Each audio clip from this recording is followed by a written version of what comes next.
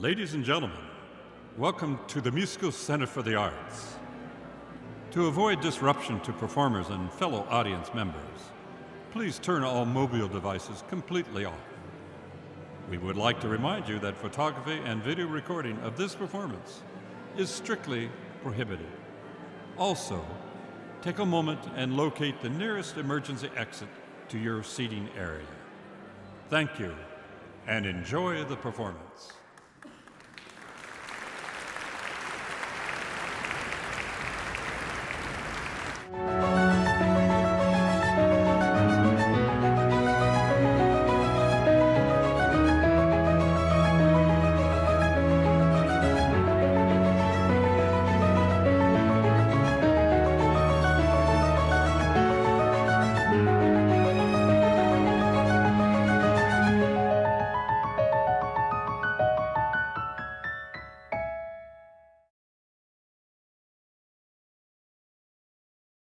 Hello, I'm Richard Bryant, Executive Director of Musco Center for the Arts at Chapman University.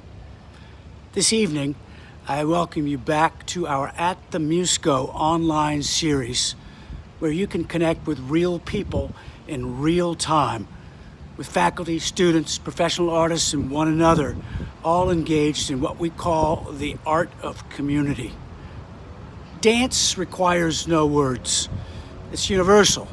And it's uniquely capable of revealing the feelings and the issues of our time.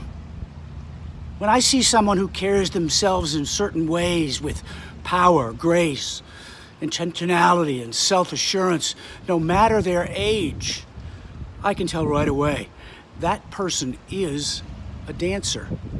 When I ask them, however, they often reply, "No, I used to be a dancer." Once a dancer, always a dancer, I believe.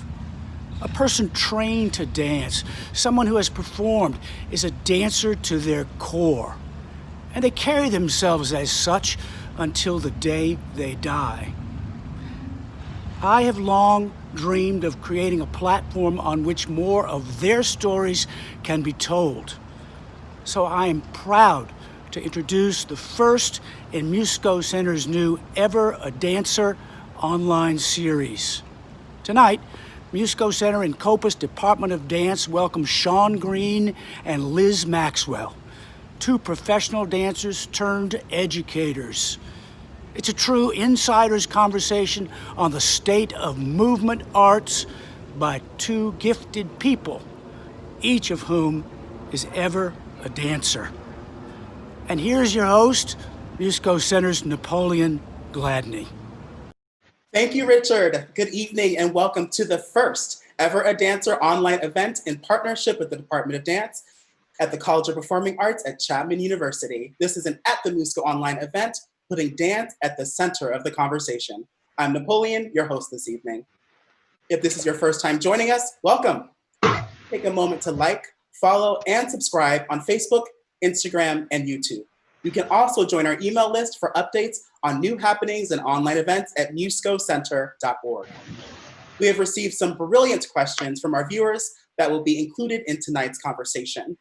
Please ask those burning questions that you might have in the chat, and we will try to get them answered at the end of the conversation live on air tonight. We are delighted to have with us Liz Maxwell and Sean Greene. Thank you both so much for being here with us. Thank you. Thank you, Napoleon. Great. I am a very proud Chapman University dance alumni, and when I think back, I've known Sean and Liz for over half of my life. They both helped me transform my perspective on what being a dancer means, which has led me through my career as a performing artist and arts administrator. Thank you so much for all you do. I really appreciate you being here with us. Thank you. Thank you. Liz, how are you tonight, and where are you joining us from? I'm in Altadena at my home. Wonderful. Yeah. Sean, how are you? Where are you joining us from? I'm living Studio City, and I'm in my home. I'm in my living room slash studio. I was born in Altadena. I was born where you live. You didn't know that. Yeah. I love that. We're still learning things about each other. That's amazing. I'm in my dining room, living room, just so you know. Looks good. So to start things off, I want to play a little game with you guys. You each provided us with a picture from a past performance. Let's take a look at each of your photos. And can you tell us as much information about that image as you can in that exact moment, if you can? So we're going to start this off with Sean. Let us know about what was happening in that photo. Okay, this is from a piece called Five. I really think that we're in Paris. We're at Théâtre de la Ville at the time of that particular picture. We did something called the commuter concert, where there were no bows after every piece. It was from 6 to 7, and then there was another concert that someone else did at 8 o'clock. And we had to jam a full concert in. You did 5 pieces, you went wham, bam, thank you, ma'am, and you got a tiny bow at the end. And it was wonderful because for 3 weeks in that tour, you ended up in Paris at 7 o'clock. So it was one of those wonderful perky things. This is a killer piece. I loved it. Bella could be about anything, and periodically she was about being people. I got to dance with a woman who I loved at that point in time. She was my partner. Bella liked to do that. We had these scrims. I actually have my scrim stashed in my closet. Wow. I found it in the trash at Bella's studio when Diana McNeil was cleaning it out. I'm gonna clean this whole stuff away, and I went, oh, my scrim, and took it. So it's my secret stash. You see it in behind with somebody sticking their arm out there from behind it. Mr. Meat, go away.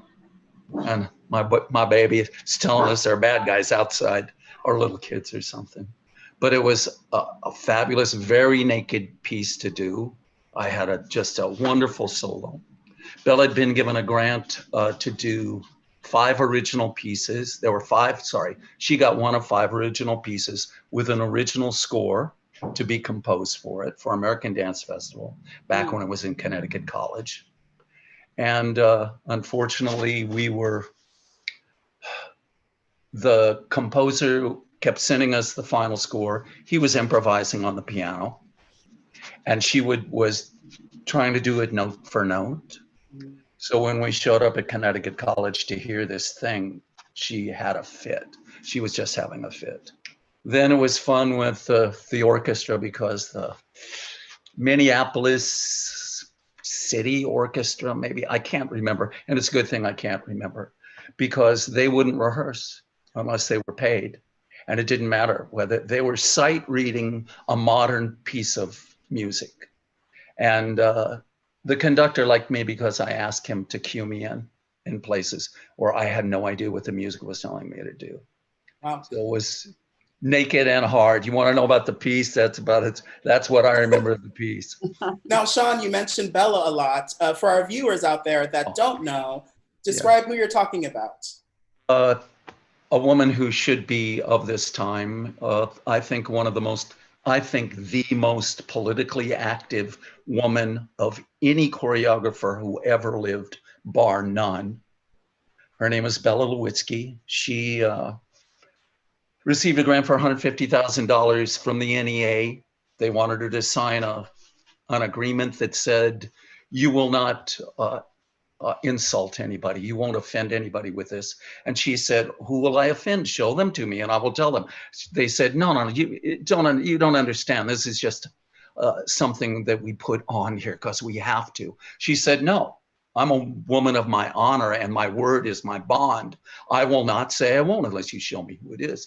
And she sent the money back. Every other modern dance company in the whole of the United States was going, give it to me, give it to me, give it to me.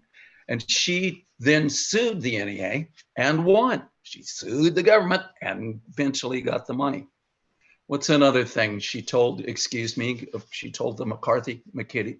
McCarthy committees to fuck themselves. And so she was unable to work in the movies, which is how she made her money. She danced for Lester Horton. Her technique was invented on her, Lester Horton's technique was invented on her body. Because she could do anything. And so he would do an improv and she would do this and she would say, go, teach all those people how to do this, Bella. And she would and did for years. He never paid her. So her money was, as she said it, Tit and Sands movies with John Hall and Maria Montez, where she was the exotic dancing girl.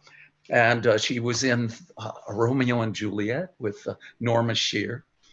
And what else did she do? Oh, what else politically did she do?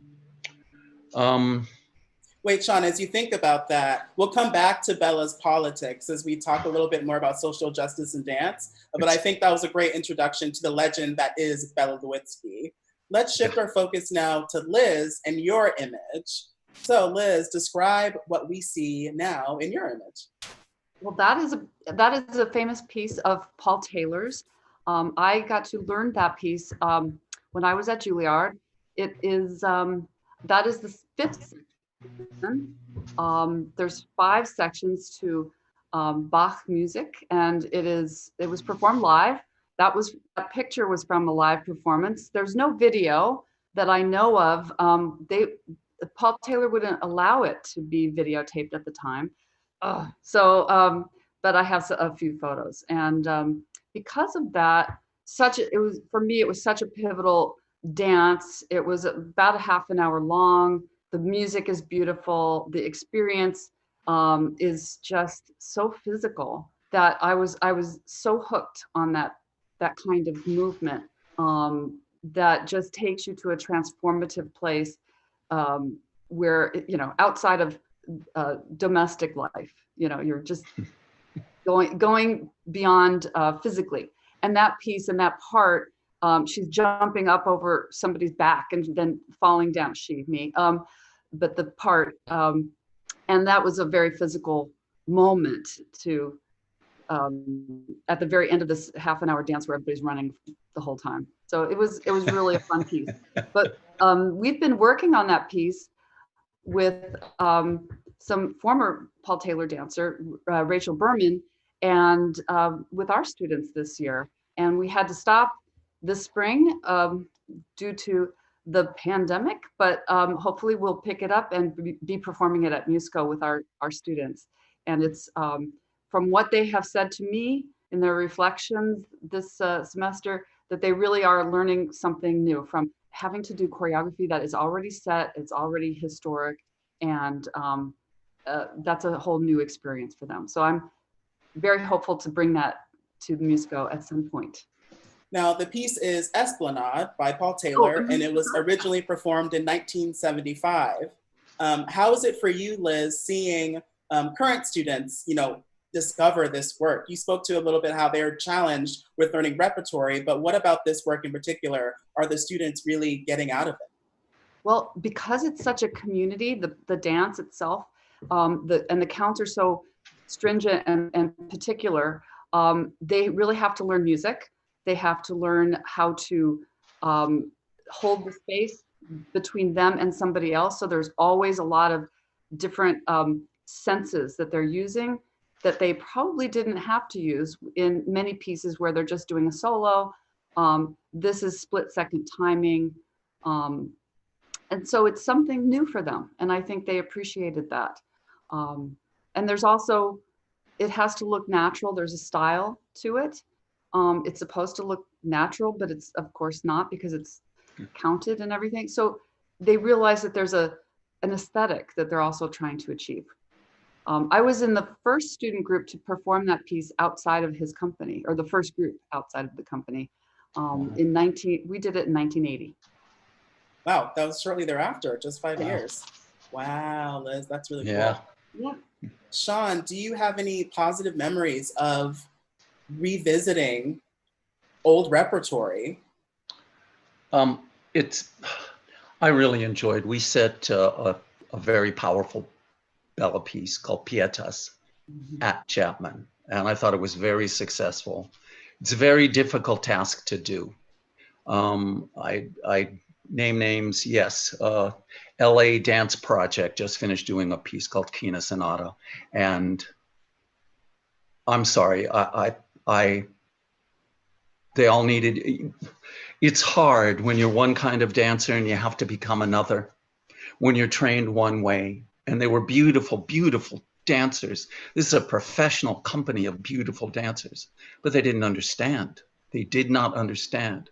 Here was a piece that was a joy to do, dancing and romping and it just, but very difficult. You dance for me, you're falling all over the stage. You're not centered. You're never centered. And if you deal with dance as if you're centered all the time, like you're a ballet dancer, it doesn't work. It's not the same. It scared their pants off is what it looked like, and it should have. They needed oh my God. It was a horrible experience. But let me say, I was sitting in an audience with Bella while she was watching a piece that was done on her at Lester Horton Company, and it was called The Beloved. And we were watching Dance Theater of Harlem, which is an incredible company, do it. And I thought she was going to run up on the screen, on the stage, and kill somebody. After that, she said, my pieces will never be done. You will never reconstruct my pieces. Unless you're doing them, you can never do this. And I'm going, and I could see why. I've seen videos of her doing it. I saw her reconstruct it and saw what she had to give to it. And that was not it. She was going, these are ballet dancers. These are fabulous ballet dancers. Lester Horton is not a ballet choreographer. You can squeeze it in and have a line. No, no, no. So I thought we did a really good job of Pietas. It's a difficult task to teach the quality of an Esplanade, the quality of what that choreographer has to do. How Bella moves has to be the first thing. Forget the steps. The steps won't work unless it's done with the right intention and the right, it's more than style. I don't know what a big enough word is. We studied her technique every day of our dance lives. How can someone walk in and in a month be that? It's like putting icing on a cake. Yeah, it becomes so surface. I'm really glad Bella's pieces are being redone. I hope they're done in other places. I think she is a lost jewel and should be refound sometime. Did I love all her pieces? No. Did I love doing all of her pieces? Yes. Were they very passionate pieces to me? Yes. Were they very passionate, all of them, to other people? Not necessarily. But I don't know, it's a tough thing. Definitely. Shut up, Sean. No, it's perfect. Liz, have you ever been in a piece that you originated the role and then you had to restage the role that you did on someone else? I think so. I think with Laura, I was a rehearsal director with Chris Jackson, and we had to teach other people roles. With Laura Dean's Dancers and Musicians was the whole title of her company, because we performed with the musicians on stage with us. The parts were often interchangeable, male, female. So that was very interesting. So the parts were not specific to a gender or a particular dancer. So I could teach the roles. Occasionally there was some partnering, and that would be generally male-female kind of partnering, but not always. And so yes, I did teach that. Did you ever teach from rehearsal footage or old videos? Or would it just be from your memory? Most of the pieces were from memory. I served as her reconstructor for 20 years, about 25 years, until she decided also, like Bella, to stop reproducing her work for a time. She has said that she might reproduce her work again, or she might give Chris and I the opportunity to reconstruct her work once she's gone. We'll see. I don't know about how that's going to work, but I feel the same way about her work. It's very specific and very wonderful to perform, and I really enjoyed it. But those pieces were, they were, I did do one piece that I did not know ahead of time, and I had to learn it, but because I understood the style, I did teach that. That was at Cal State Long Beach. But most of the other pieces I had at least danced before when I reconstructed them. So speaking of footage, Sean, I remember you mentioning that you had not seen footage of yourself dancing before until very recently. What is that like? Oh, it was such a shocker to me to look at it. There's a lovely woman doing a biography of Bella, a video biography of Bella, and she's been working on it for 2 years. And she got them to Bridget got them to dig up all of these things from all over the world. And I saw a video of lots of little snippets, because the only time we videoed it wasn't to keep as a record, it was so you can teach the role again. Sean, hey, go out and teach the new guy this role. Go on, dig it off the film. So a lot of you'll see, an the old film, you leave it on there, you leave it on pause and it'll burn out. So there'd be little things in the middle where it burned out in the middle of it. But I could see me, and watching it, I could see the ones where I was young and I wanted to learn and I would do anything you said and I knew nothing. And ones where all of a sudden I'm beginning to understand, but I still don't really understand. But I got the one from Japan. I'm in my mid 40s. I'm dancing in the middle of a piece called No Storatore, which she had done at the Olympic Arts Festival in '84. And I'm getting on here, but that all of a sudden the lovely Japanese go wham in the middle of these 20 people, 25 people on stage with an orchestra and choir blazing away. And I am so high. I am so gone. I am so into the world that I lived in all that time. And it's really the only moment that I saw of all the video where I went, oh, there I am. There's the place I remember. That's the Sean I remember. And I think it's really interesting that I had to be 44 to get that, to understand that. I had to be 44 years old to just hanging on to, clawing to the last little bit of my broken body that I pushed and pushed and pushed and pushed and still push. But the artistry and the understanding of who she was, who the piece was, how my tiny voice in the middle of this crowd was as important as everybody else's. I had my solos, I had my moments, I had my duets. I always enjoyed those, but I also learned that I am this tiny little voice in this huge crowd, and that little voice is essential to the artwork as a whole. So I'm dancing my brains out, and I'm stashed behind all these other people, including some power-packed people doing this amazing thing. I am gone. I am out of it. I am in my heaven. And I was worth the whole wait for that. Otherwise, mostly I saw myself as doing my job. I was doing my job.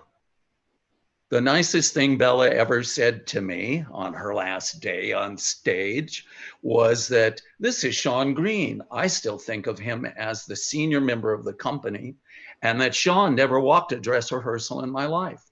Why in the world would I waste a dress rehearsal on walking when I'm waiting to dance? Nah, it never computed to me. You take your chance. Here I am. Here's my body. Here's the world. I'm going to dance as hard as I can. I love that, taking those moments. That gives me goosebumps. We actually have our first question from the audience. Oh, great. Yeah, and it is a very simple one. Let's start with Liz. When did you first start dancing, and who was an early mentor that left a lasting impact? Well, I started late. I started in Ohio when I moved to a town called Ashtabula. I lived across the street from the local dance teacher. She was teaching in the elementary schools. Instead of recess, I could choose to take her classes. And that's what I did. And she then taught my group of young people throughout our junior high, then high school. Then she kind of gave me information to encourage me to move to New York and studied there, and she followed suit, and she kept learning herself and going to school. She was raising a family at the time, and she has since got her PhD in somatic dance education from Teachers College. So she's been a guiding light for me all these years. I love that. Sean. Oh gosh. Oh wait, I should say her name. Yes, please. Yes. She was a longtime teacher at Allegheny College, and her name is Janice Hyatt. Hi, All right. Janice. All right. All right. I was 19. I was about to be 20. I was married, had a child. I was at an Aggie school, and a friend asked me, you have to have PE till you're 21 in California in the olden days. And he goes, Sean, come take a dance class with me. I'll get an A in folk dance. If men come in and do, we don't have to stay there, but that way it's in the women's PE department. They'll get money. If we have men, they'll get more money. And I went, sure. Hey, Dave. Hey, boom, let's go do that. He didn't. He joined the Navy, and I was the only man in class. And it was love at first sight. I was going to be a farmer, and I took that first class, and it was the third class where I told everyone I was going to be a dancer. They were 45-minute, basically PE classes. The women did not understand. They weren't the most wonderful teachers. It was on a concrete floor with a little bit of wood on it. It didn't matter. I was in love. This was it. It was the most wonderful thing I'd seen. They showed a film of Jose Limon's There Is a Time, which the Limon Company is redoing at the moment.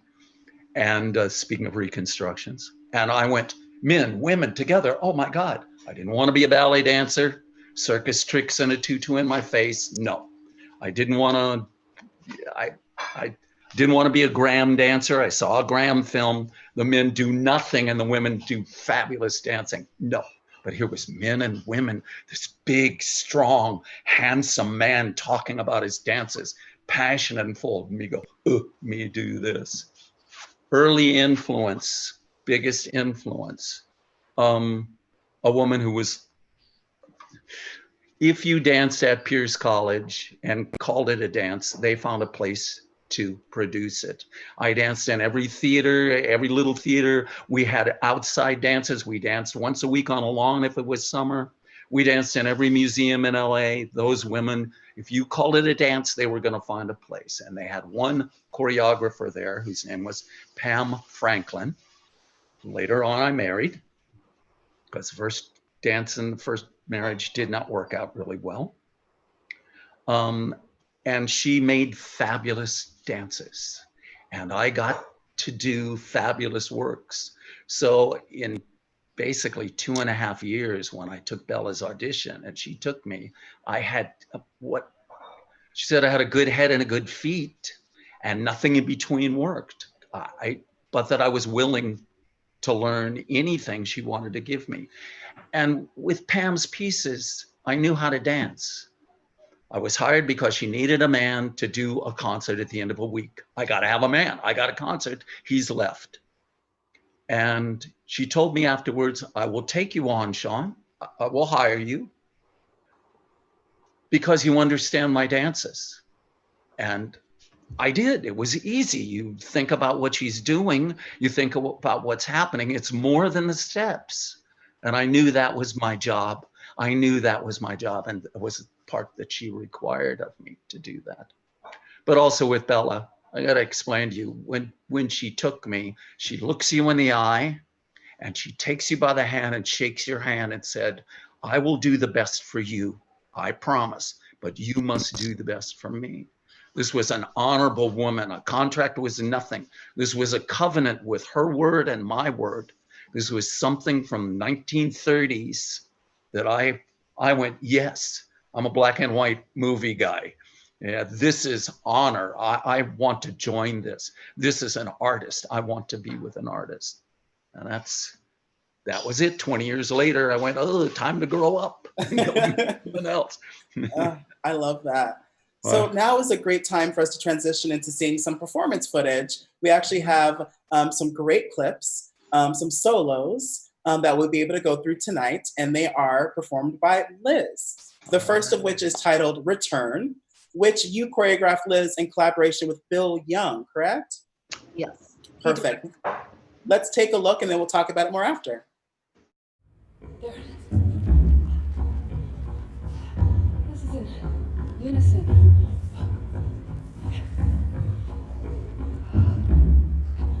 This is a really fun part. This girl is falling. And she goes away. So I turn. It's a little slick today, so that went better. She's running all around as I'm framing the space.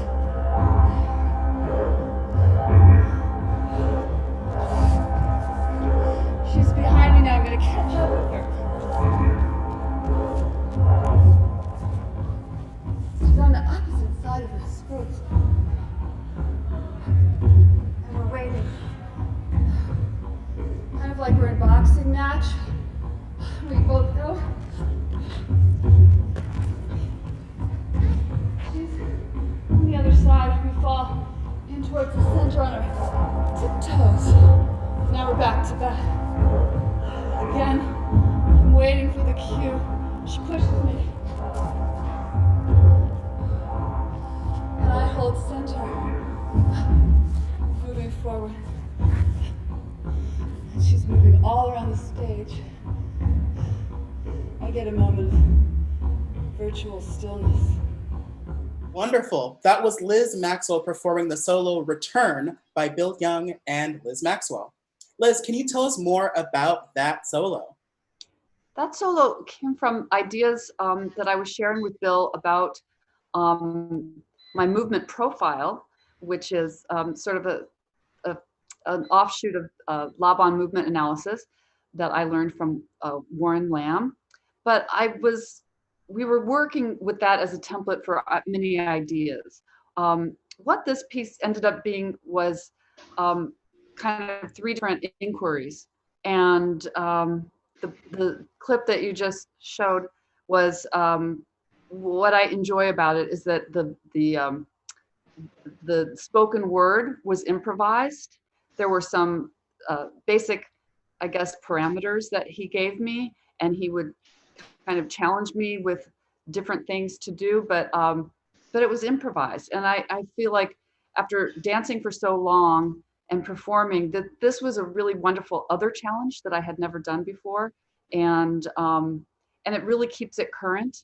I perform it each year for my classes, and I think I performed it about 3 to 4 years ago in New York. But I'd like to do it because it shows I kind of have to keep not just my dance chops, but my improvisation chops happening. So it's fun. It's fun to perform. And I'm not repeating myself. What is that difference between dancing chops and performing chops? Oh, okay. Oh, well, performing chops can be a lot of different things. And I think maybe that was what Sean was kind of talking about. When you're older, you kind of understand things. So things are a lot more immediate and you appreciate that. Well, dancing chops come and go. And as you get older, maybe they have gone a little bit, the dancing chops. So it becomes less interesting to me to try to be that performer again. So I have to find new things to try and also new things to challenge myself, because I don't want to just repeat what I did when I was 20, even if I couldn't. Right. Now, that was a solo. Sean, can you speak about what it's like to create a solo on another person? Oh gosh, I'm bored with myself. My movement is only so interesting to me. I've lived with it a long time, and as my body disintegrates, as much as I push it, I want everything that I can. I know that I'm 73. I know that if I give any part of my body up, it's gone. It ain't gonna come back. Oh, rest it. That's not a part of it. So I need them. I need them to expand my concept, to expand my movement range. I know my movement vocabulary is not Bella's. It is not what I was taught for all those years.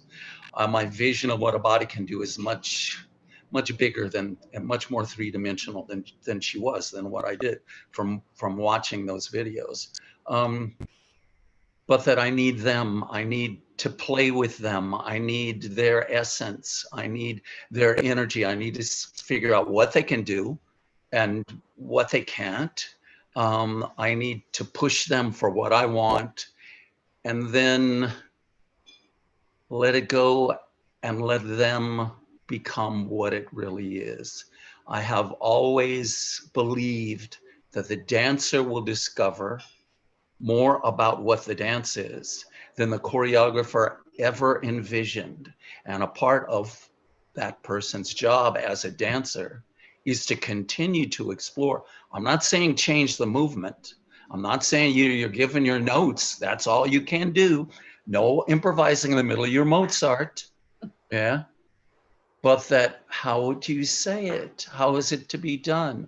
I enjoy listening to the same piece of music done by 10 different people, the same aria sung by this person and that person and that person.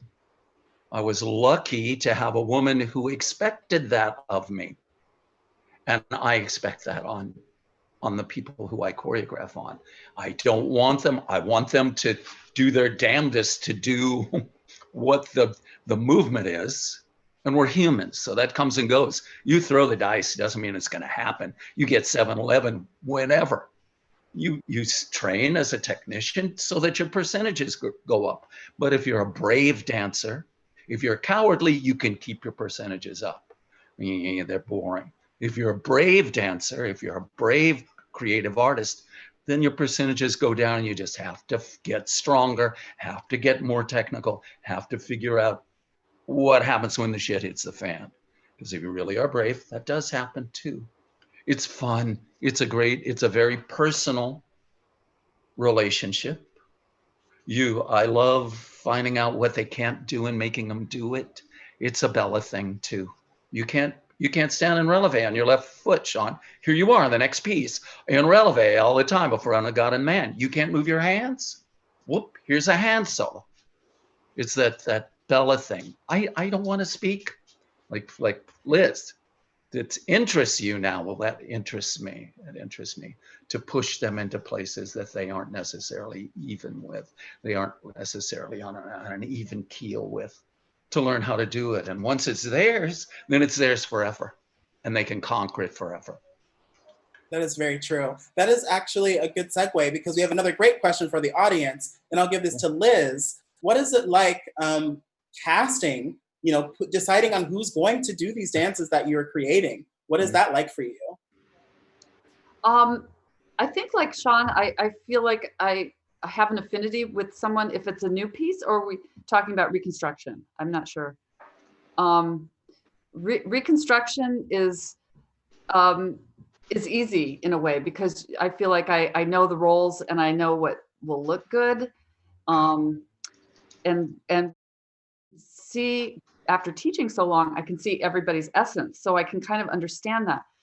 It is a little bit harder, as Sean says, to get people that you have an affinity with, that you want to work with, that you're interested in working with, and that they might not have revealed some of those parts of themselves, but you want them to share with you what they can do. And they don't know, and you don't know. And so it usually is just a leap of faith.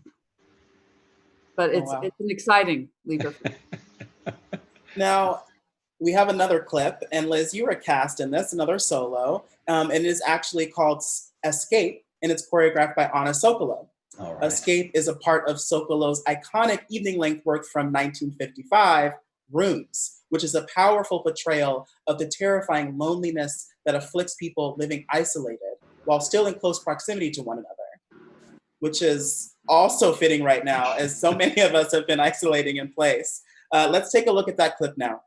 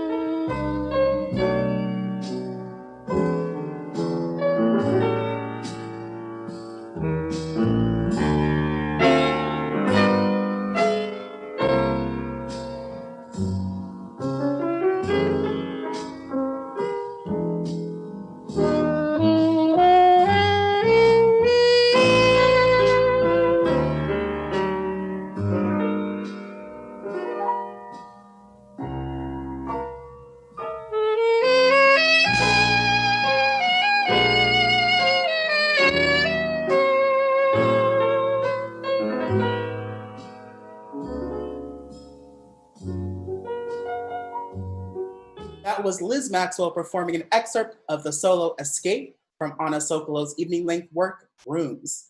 Liz, since we're still in a pandemic, and as you see, we are all in our individual spaces, how does a solo like Escape in this larger piece or Rooms resonate with you right now? Oh gosh, it's just such an incredible metaphor. I mean, there's a whole bunch of different sections. One is going, there's three people that they don't ever touch, but they use chairs as sort of their rooms. And this piece in particular is sort of like the mad scene. She's getting ready to go out and then she doesn't get a call or something. So it's a little bit left to our own poetic thoughts. But this piece is definitely about that loneliness. You're just kind of bouncing off the walls. And so I really feel like this is a piece that would speak to people now. I remember something that Anna said. I was in a piece, an excerpt, a reconstruction of Rooms when I was in school, and that's how I met Anna. But I asked her for this solo quite late, about the year before she passed away, because I wanted to have a solo to perform, and she gave it to me. But when I was first learning it, I remember her saying that she felt inspired by New York because of the rhythms. And I think all the stories, she said she would go out into nature and she couldn't feel any of the stories. So this piece for me is sort of her, it gives me the little journey into her soul and what inspired her as an artist. Just those pace of the New York City. But yes, it is perfect piece to be performed today. I think that's a good opportunity for us to transition into another topic that is very top of mind for all of us. Sean, I have a question. Are there any pieces from Bella's canon that were deeply political that really resonated with you then that have come back in your mind's eye or in your body now? I think Pieta's that we did at Chapman is absolutely today. I don't think it's aged one iota, not 1 minute. The duet in the middle of it that I'm so lucky to get to have done is, I think, an incredible piece of choreography. The whole piece, all of the images of it, all of that happens, and it's an early piece for us. It was an early piece along the way, and it without putting up signs and saying words and being blatant, it told you what it was about. You got to experience what this was about. She did another work, and this is a piece that I'm so proud of what she did with it. She was doing an original piece being premiered at the Dorothy Chandler Pavilion. Rudy Gernreich did the costumes. Vidal Sassoon did our hair things. Max Factor did our makeup. It was big bucks, orchestra, commission score, big bucks, big publicity, all this. And we did it once, and it was some were black and some people were black and white. You couldn't see anything wearing these back. You couldn't see anything. I had a cue where I had to do a lift, run to a square, tell Loretta, you hit me, I'll catch you. I can't see you. You're all black on a black backdrop. I ain't gonna see you. Just jump on me. At the end of it, at the end of the third performance of it, she came up and said to us, thank you, dancers. You really did a great job, which was really rare for her. She told you when you were wrong. She didn't tell you when you were right. I got 4 positive performances in 20 years. And on those, I was walking on water. The sky opened up. But she said, you did a wonderful job of this piece, dancers. I could see exactly what it is. And I'm never going to do this piece of crap again. Can you imagine anybody with the balls, with all that back to do all of this, a full evening work, that she goes, this is crap. Throw it away. I've missed the mark. She kept a gorgeous duet between my Kurt Weinheimer and Amy Ernst doing dancing beautifully in the middle of it. And she did it in lecture dims and stuff, but the rest, she said, I don't want to ever see that costume. I don't want to ever see those wigs. I don't want to see anyone catch you rehearsing any of this. In reality, we played with it for about 2-3 weeks on the road, and we'd rehearse for 5 minutes and she'd go, no. And then, but that was it. My respect for her, it's like the day, you'd work a month on a section of a dance and I'd be going, I love this movement. And she'd walk in and go, this is all really nice. It doesn't belong in this dance, and throw it away. How could I not respect that? How could someone who would ever want to be a choreographer, this movement is fabulous, I've got to figure a way. No, I want to talk about this. We're going to talk about this. These are my limitations. And that, I was like, oh, Bella, oh, woman, I'm just, whoa. Yeah, knock my socks off. But she always swore in all these little clips that I see of Bella talking, and she was a great talker. She swore she was not political, and that doing pieces that weren't just about dancers in space and their beautiful bodies, there is nothing happening here, but that she required us to find out what was happening. And she didn't tell you. She did not tell you what her dance, she didn't tell me, maybe she told other people. But what was a early crit? The third section should be a little greener. What's that mean? What do you mean? Did it? Because it was our job. That was our job. It was her job when she was a dancer for Lester. It was our job to do that now. And either you took it on or you didn't. She'd tell you, sure as hell tell you if you were wrong, you're going in the wrong direction. Yeah, the bazooka came out.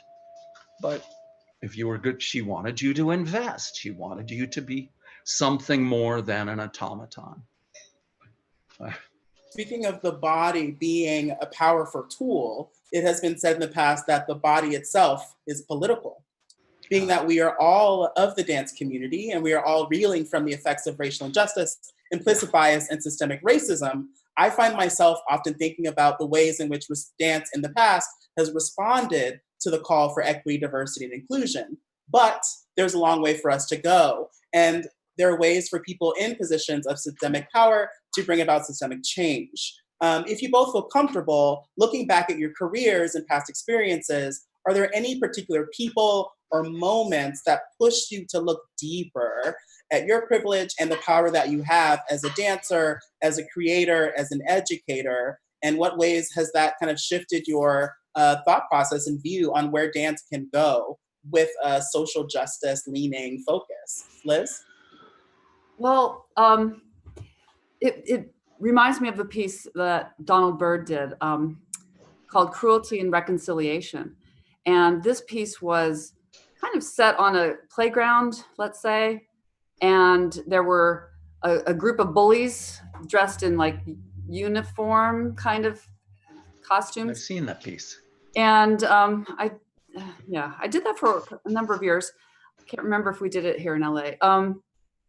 And they were yelling things to the dancer on stage. I was the dancer on stage that was being yelled at. And and it was the kind of the strange thing to be a victim, but then also have this solo and the victim of the piece. And that was kind of a different place to be. There were people of all colors in the cast, and so it was a really interesting type of excursion for all of us. Donald has a lot of work like that. One piece was, I think, inspired by the AIDS crisis, called Enactments in Time of the Plague. That would be very topical now. And finally, his piece, The Minstrel Show, which 25 years ago, won a Bessie in New York for this really big production where he really tried to explain in artistic terms that these issues have not gone away and that we need to look at them. So, and he reproduced it again I think just a couple years ago. And new topical topics. When I was in the piece, the topic of the day was Rodney King. And I think when he did it, I didn't see the most recent version, but it was topical into this day and this age. And I think it's still topical. And unfortunately, that these ideas that we still have to look at it as a problem. So, Sean, yeah. what about you? Did you ever actually perform Turf by Bella, or were you involved in that piece? That was later? No. Okay. I saw some people reconstruct it a little time ago, and it was pitiful. I'm sorry. I hope they aren't listening, but it had all the guts of a wet noodle in it. And you just listen to the thought of it. Bella had a number of pieces that had powerful meaning to them.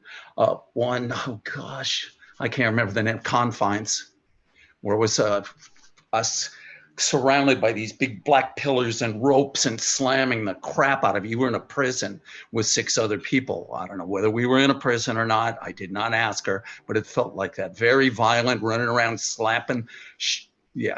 Getting things. She had it. The women were all in their confines, where their little outfits and how their little breasts had to be, and how their shoes had to be, and how their things had to be. And it was I thought a very political piece. Bella was a political woman, like I said earlier. One of the other things she did was that we were offered a State Department tour to apartheid South Africa. And it just happened that, State Department tours mean the greatest hotels you've ever seen in your life. We're used to Motel 6. That's it. Oh boy, another 2 weeks in Motel 6. And we're gonna go to 5-star hotels. State Department tour, I was fed sushi by hand by the wife of who's the emperor of Japan at the moment. Yeah. Okay, this is State Department tours. Bella comes up to us and says, "I'm sorry, but Donnie's not there anymore. Bill's not there anymore. I can't take this white company to apartheid South Africa and have us represent America. I can't do it. I'm sorry, guys." That's it. No one blinked. No one batted an eye. We're on rehearsal pay for the next 2 months instead of the fabulous pay and the fabulous life. I would have loved, in my old age, I would have loved to have experienced what that was like. I would love to have gone there to try to look under, because they weren't going to shove us in any place it would take me going, hey, let's go walk over there and see what happens to us, which was what I did a lot anyway. You guys go out on a little tour. I'm gonna go out here and see what's really happening here. But that how could that woman not be making political pieces no matter how much she denied it? How could that vision of who you were supposed to be? There was, I know, I've had guns stuck in my face. I've had policemen stick guns in my face. I this wonderful vision of this little shaky, pimple-faced little boy / policeman, because I'm walking to work in the middle of the night with a radio under my arm. But that I'm not getting up every morning expecting maybe that will happen. So yes, I had that experience a couple of times. Yes, I've been pushed around and things have happened to me, but I don't think when I get up in the morning that's going to happen to me. That hasn't been set up as the given. So I want to be an ally. I want to support, but I can't.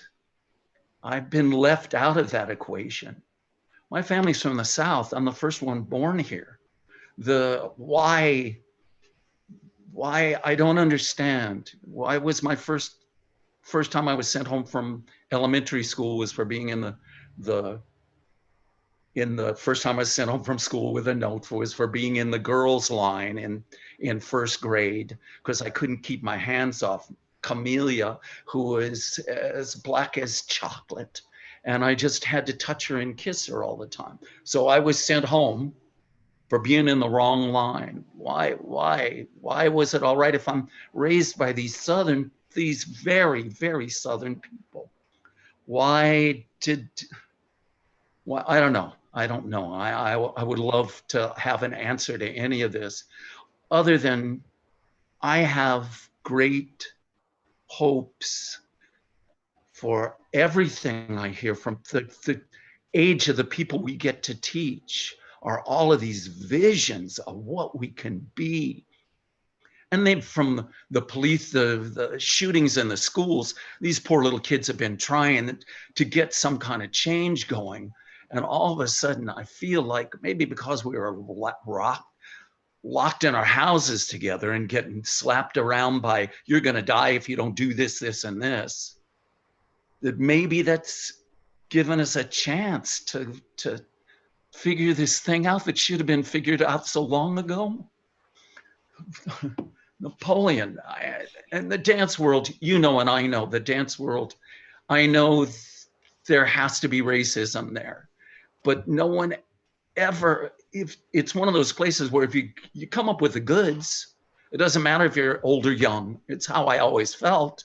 It doesn't matter if you're green or orange or purple. You're coming up with the goods, baby. You're my brother. You're coming into this trench and fighting with me every day.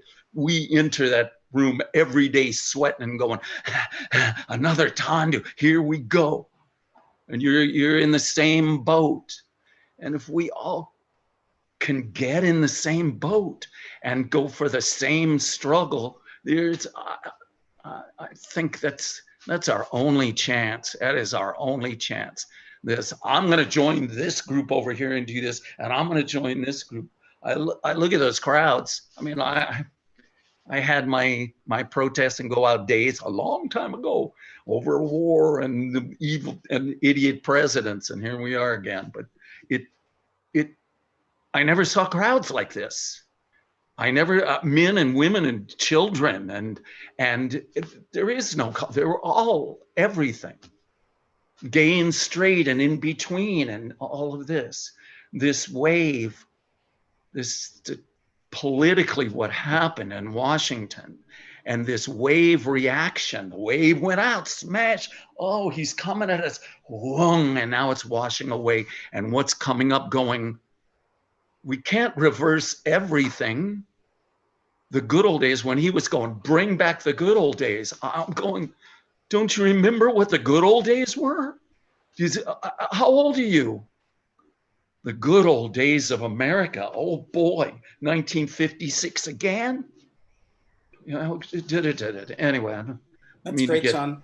No, I really like your perspective and bringing, your history into it. Speaking of that, we have a question from the audience actually asking, and I'll ask you, Sean, how are the political dances of the 60s and 70s different from the political work that's being done now? Gosh, it's apples and oranges. Each one has to be taken out. If you got a box of oranges, got a box of apples, you got to take each one out and examine it. Some are okay and some are not. Some are talking in an honest way. Some are put on, and it's, I think, the same in that way. That some, I'm moved by honesty moves me. Honest dancing moves me. An honest point of view. I also like, I have imagination. And imagining things, dance is poetry to me. And the fun of poetry, I'm a big poetry fan, and that the fun of it is that you get these words, and the words are movement, and they have finite meaning to each individual, and how to unearth those really poignant moments in their life to bring them back to life. And that takes honesty from the choreographer, honesty from the dancer, honesty from the vision. I don't need to be told what to think. You need me to unearth it from myself. And if you are, I'm generalizing here about art. If you hit me over the head with it, it's not, and put the sign up in front of me, it's not going to move me as much as you're selling your artistic abilities short. I want an artist to show me in a poetic way, to have me walk away from it and go, oh my God, oh my God. The most positive performances we were ever in were the ones at the end of Pietas when the audience made no sound at all. When the light went on and the light came off and the curtain came and there was nothing, not a sound. I'm hoping that they were going, what happened to me? Why did I feel that? How did they do that to me? Rather than, oh, look, their leg went up. I understand that perfectly. We're not CBS primetime, where everything has to be explained. God forbid that there's mystery here. God forbid that I don't, oh, what did we watch? Oh, that was kind of cute. That I carried away and go, I want to see that again. Why did it do that? What did I really see? And that is what I hope will happen in this. This I is love what that, I Sean. hope these kids will do. And I have another question from the audience, and this one's for Liz. Kind of adding on to Sean's answer there, where do you think concert dance is headed in terms of aesthetics, athleticism, intention, etc.? Wow. Wow. I do feel that this new Zoom era is providing us with lots of different perspectives of the body, and maybe less moments of community. Interestingly, as artists, since we're having to be separate. However, this sort of politically feels like a moment where we need to be together, and I'm hoping that those kinds of dances, will be something that we really need once this pandemic is not a danger anymore. We'll have new fresh perspectives of vantage points, of cameras, angles, things like that on the body. But at the same time, I think we're going to need community. And I think what Sean was saying about um, being honest and being authentic, I think that, and being mysterious or poetic, I think that we also have to realize that sometimes being very specific, being personal, is also being universal. So I find that I like playing between those two places and finding the metaphor. So if somebody's going to give me a point of view and that I can run with that in terms of a metaphor, I think that's going to be as important aesthetically going forward. I think, yeah, I'm not sure just any dancing about anything is going to be that interesting for us. Honestly, I think we're going to need to find things that interest us. It's not going to be enough to just dance around. Let's take our final question from the audience. It's a very simple one, but not a very simple one. Are there any choreographers today that are inspiring you, that you keep your eye on and you love to try to go see or follow? Sean? Gosh, oh gosh. Oh, jeez. What is his name, Sean?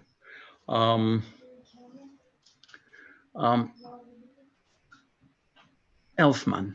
I saw a piece by a ballet choreographer that didn't look like a piece of choreography at all. And at the Elfman Ballet of St. Petersburg. And it was a modern piece. It was Rodin. And I love Rodin. And so I was ready to be totally disappointed. And it blew my brains out. I enjoy Matthew Bourne. I do, despite our personal problems that we've had in our past together, which I will not get into. But my wife doesn't spit anymore when I mention his name. But that I hope he continues to grow up and takes this unique talent and vision someplace else. Talk about taking a limited movement vocabulary and getting the world out of it. That's a man for that. In terms of modern dance, the definition of modern dance is that it needs to be reinvented every generation. I'm waiting for somebody to reinvent it. It needs, and you put a new stamp on it, contemporary or doody or this on it. That's not reinventing it. And it's time for somebody to break the walls down with it. And I'm waiting with eager and open heart. So everyone out there, we have the gauntlet set. Sean Greene wants you to step up. Let's change it. Liz, what about you? Who are some of the choreographers that are inspiring you that you're looking at right now? Well, last year I went on the Israel trip and had a great time. I really thought Batsheva was doing amazing work.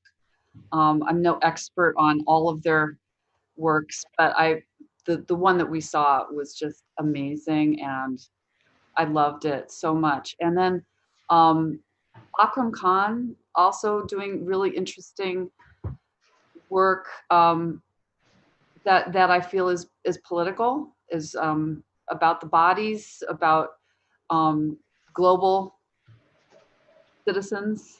So I think that's really interesting for me. I liked seeing his work up close. Wonderful. And on that note, that is our time for the day. Liz, do you have any final thoughts or words of wisdom? Yes, I'm interested in where that gauntlet's going to go. Does it get thrown? Is it going to get shook? What's going to happen with our next generation? I know it's somewhere close to us. Our students are amazing. They amaze me every day. But I think that encouraging them, that they have a lot of the inspiration inside of them, that it can come out, I think is maybe good for them to hear, because I think we're all waiting for that. Something can happen. Sean, what about you? Final thoughts and words of wisdom? Yeah, final thoughts is whatever happens, I hate to sound like an old hippie, but I am. Let it come from love. Let it be love that it's done from. Let it change from love. It's just love. Yeah. And that's it. I love that as a final word. Love. That's coming from a place of love. Yeah. Thank you both so much, Sean. Thank you so much, Liz. Thank you, Napoleon. I appreciate you and love you and appreciate you both so much. Anytime. So that was the Ever a Dancer. The Musco Center Creative Fund makes At the Musco online programs like this possible, while also helping to fund the presentation of world-class artists, ensembles, and speakers on our stage. Please consider donating at muscocenter.org. On behalf of Musco Center for the Arts, the Department of Dance at the College of Performing Arts, and Chapman University, thank you for joining us at the Musco. We hope to see you again soon. Have a great night, and remember, you are ever a dancer. Have a great night, everyone. Yay.